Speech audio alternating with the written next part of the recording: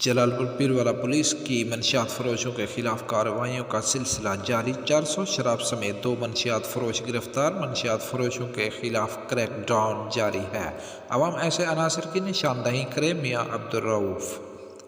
تھانہ سٹی جلال پور پیروالا پولیس نے منشیات فروشوں کے خلاف کارروائیوں کا سلسلہ